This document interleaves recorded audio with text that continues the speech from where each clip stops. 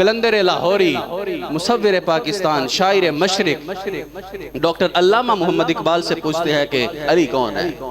Doctor علامہ محمد اقبال کہتے ہیں، آپ کہتے ہیں کہ علی کی شان بیان کرنی ہے، علی المرتضیٰ رضی اللہ تعالیٰ عنہ کی ذات تو بڑی اوپر کی بات ہے، ان کی شان تو نہیں بیان کر سکتے۔ ہاں ایسا کرتے ہیں کہ علی کے غلام قمبر کی شان بیان کر لیتے ہیں۔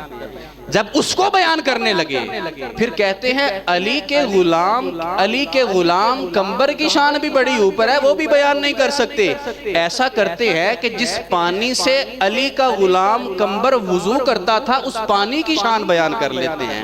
پھر اقبال نے قلم اٹھایا، علی کے غلام قمبر وہ جس پانی سے وضو کرتا تھا اس پانی کی نہیں، اس پانی کے ایک قطرے کی شان بیان کی۔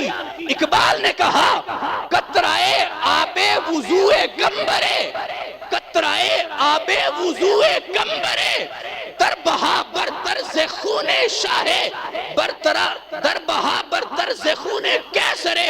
اقبال نے قلم اٹھایا اور کہا تم علی کی شان پوچھتے ہو، علی تو وراء الورا ہے، تم علی کے غلام کی شان پوچھتے ہو، وہ تو وراء الورا ہے، تم اس کے پانی کی شان دیکھو۔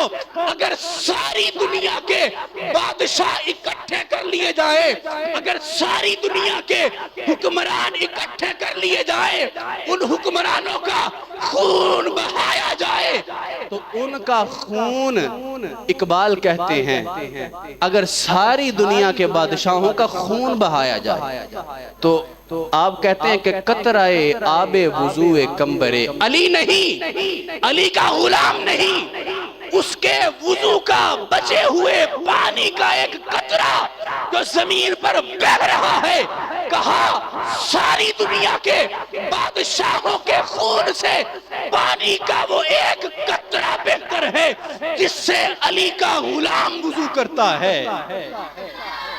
علی کا غلام جس پانی سے وضو کرتا ہے وہ پانی کا ایک قطرہ ساری دنیا کے بادشاہوں کے خون سے بہتر ہے۔